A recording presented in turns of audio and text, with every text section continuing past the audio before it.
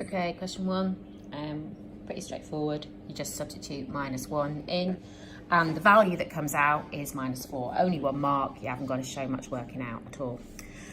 Second part, you can see that the solutions are x is -2, x is 0, and x is 1, so they are your 3 linear factors. Right, next bit's a little bit harder. You can see that the coefficient of x cubed isn't 1.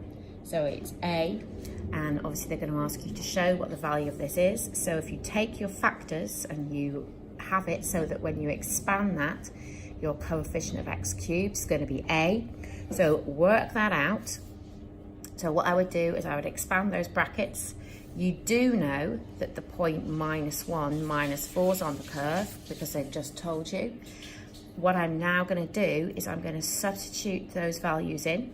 So I've put in y is -4 and x is -1.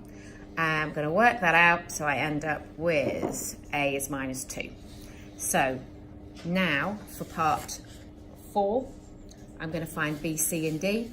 So all I do is I replace a with -2, expand those 3 brackets, and I've got my function. So I can see that a is -2, b is -2, c is 4, and d is 0. Right, question 2. Now question 2 is a nice year 12 proof question, and all you're going to do here is prove that it is false. Now proving false is great because all you've got to do is show one example where it doesn't work. Your little Casio calculators will do prime factorizing for you using your shift and your FACT button. So what you would do is you would try various values of n where it's an odd number, and 2 to the 9 minus 1 is 511, and 511 is 7 times 73. So it's not prime. You've shown a counter example, so the claim must be false. Right, question 3. Question 3 is quite challenging, quite long question. So you know in question 3 that time is distance divided by speed. So that's the first thing I'm going to work out. So you can see that your time is 500 over V. Now, you know that the cost per hour is R pounds, so your cost for the total cost is going to be R times 500 over V. So you've shown that. Right, only 1 mark. Right, next bit's where it really gets going. What you're going to do here is you need to find, to get the minimum value of t, you need to find dt dv and put it equal to 0.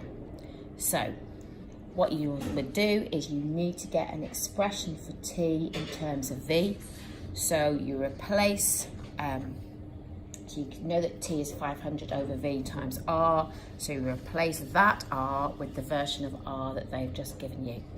So you would then expand those brackets. I'm writing it using indices, and then I'm going to differentiate. I'm going to find dt dv, and then I'm going to put that equal to 0 and solve it. Okay, I know that v cubed will be 27,000, so v will be the cube root, v will be 30. Part 3, what you're going to do with part 3, you've got to find your minimum value of the total cost, so the value of t. So you know, if you go back, you know that v is 30, go back to the expression that you would have for that and substitute in v equals 30. If you substitute in v equals 30, you end up with £6,750.